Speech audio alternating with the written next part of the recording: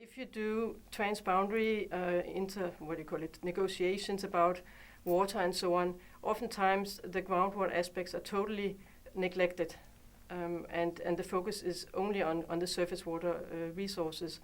But as again we go into more water scarcity, more water demand rise and so on, we also need to link it to the groundwater resources, and knowing what is going, across the borders. Do we have any particular issues just around the borders, one side using more than the other, and so on? So in those cases, it could be important. Good. But generally, you don't see huge upstream, downstream impacts like you would see in a river where the flow is quite quickly and so on. Flows in groundwater generally are very slow. So you won't see immediate impacts from one state to the other, but it's something to keep in mind. And especially if one state starts to develop one aquifer that is shared, it could definitely impact on another state.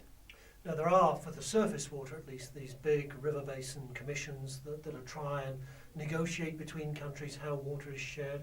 Are you seeing any interest from those organisations on the groundwater aspects of transboundary water management? Yes, it's coming on the agenda now, especially in those countries or regions where you have rising demands and where basically you have arid climate or semi-arid climate.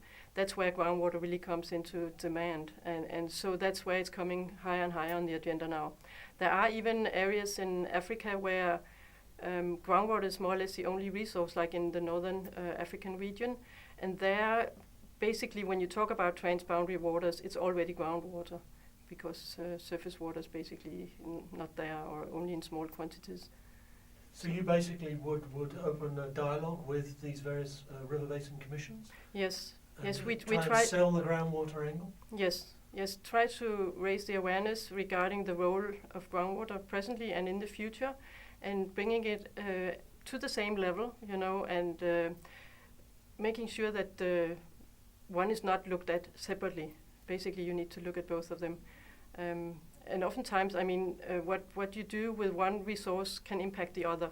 So, for instance, if you have a lot of groundwater pumping next to a big river, which is transboundary, you can have the impact sort of translated through the river, and even though it's coming from the groundwater. So there are these interactions also that you have to keep in mind.